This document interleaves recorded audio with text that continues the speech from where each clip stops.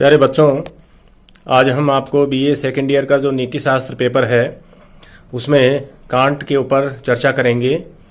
पिछली क्लास में भी हम लोगों ने कांट के जो है 4 नैतिक नियमों के बारे में चर्चा की थी। आज हम कांट का बड़ा ही महत्वपूर्ण जो है सिद्धांत कि कांट के अनुसार कर्तव्य के स्वरूप और उसके महत्व के ऊपर विवेचना करनी है। कांट जो है कर्तव्य अर्थात ड्यूटी के ऊपर बड़ा ही बल देते हैं कि मनुष्य को अपने जो है कर्तव्य पर ज़्यादा ध्यान देना चाहिए। हमें किसी भी कार्य को अपना कर्तव्य समझ करके पूरा करना चाहिए। तो कांट के जो नैतिक विचार हैं वो उनकी पुस्तक groundwork of the metaphysics of morals पुस्तक में मिलते हैं। उनका जो सिद्धांत है कर्तव्य के लिए कर्तव्य। प्रश्न भी ये पूछा जाता है कि कांट ने कर्तव्य के स्वरूप और उसके महत्व पर क्या विचार रखे हैं। तो हम शुरू करेंगे कर्तव्य के लिए कर्तव्य। कांट के अनुसार शुभ संकल्प ही अपने आप में परम साध्य है एवं कर्तव्य की चेतना द्वारा प्रेरित संकल्प ही नैतिक संकल्प है। बड़ी महत्वपूर्ण बात कि कर्तव्य की चेतना से प्रेरित संकल्प ही नैतिक संकल्प है। शुभ संकल्प तथा कर्तव्य में अनिवार्य संबंध है, किंतु मनुष्य सदैव शुभ संकल्प के अनुसार कार्य नहीं कर पाता, क्योंकि वह अपनी इच्छा, संवेगों और भावनाओं के वशीभूत रहता है। अतः पूरी तरह से बुद्धि के नियंत्रण में कार्य संभव है। कर्तव्य की चेतना से प्रेरित होकर सभी प्रकार की बाधा से पार किया जा सकता है, किंतु मनुष्य ऐसा नहीं कर सकता। अब बात आती है पवित्र संकल्प क्या है, जहां पर इच्छा, संवेगों तथा भावनाओं का कोई महत्व नहीं रहता तथा पूर्णतया बौद्धिक प्राणी होकर केवल शुभ संकल्प के अनुसार कार्य किया जाता है और कहीं भी भावना प्रबल नहीं हो, ऐसा संकल्प ही पवित्र संकल्प है, जिसमें सभी प्रकार की बाधाओं का सामना किया जा सकता है, किंतु मनुष्य पवित्र संकल्प का पात्र नहीं बन सकता। यह तो केवल ईश्वर के द्वारा ही संभव है।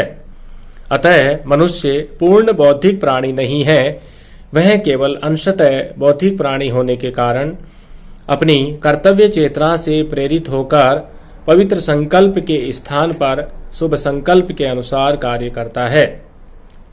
ठीक है, अब हम बात करेंगे कर्तव्य की परिभाषा। कांट ने कर्तव्य का अर्थ अनिवार्यता तथा बाध्यता के संदर्भ में लिया कि कर्तव्य के अंदर ऑब्लिगेशन होता है, बाध्यता होती है, अनिवार्यता होती है, नेसेसिटी होती है, जिसके कारण मनुष्य इच्छा न होते हुए भी अपने कर्तव्य का पालन करने के लिए प्रेरित होता है। कांट के अनुसार कर्तव्य नैतिक नियम के प्रति सम्मान की भावना से प्रेरित होकर कर्म करने की अनिवार्यता ही कर्तव्य है।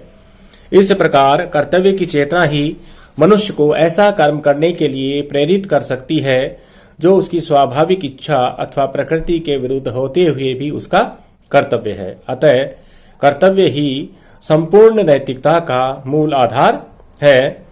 केवल उसी कर्म का मूल्य है जो कर्तव्य चेतना पर आधारित हो।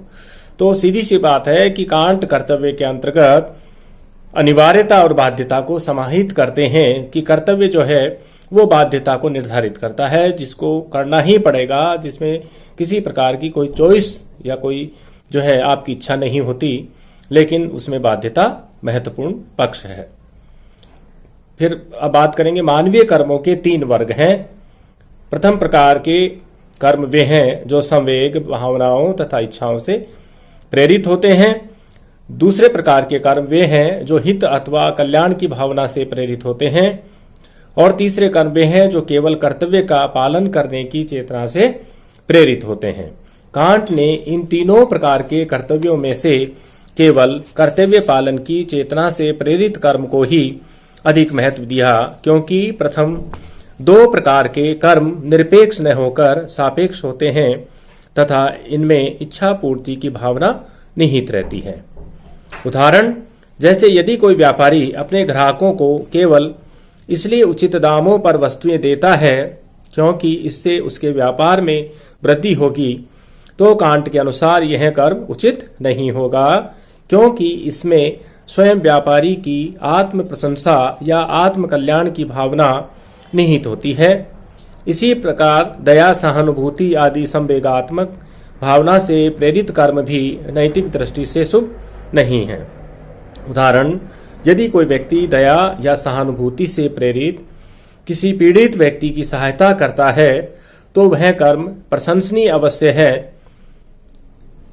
अतः कांट के अनुसार वह प्रशंसनीय तो है किंतु नैतिक दृष्टि से शुभ नहीं है, क्योंकि कांट के अनुसार मनुष्य के उसी कर्म का नैतिक मूल्य है जो केवल कर्तव्य की चेतना से प्रेरित होकर किया गया है।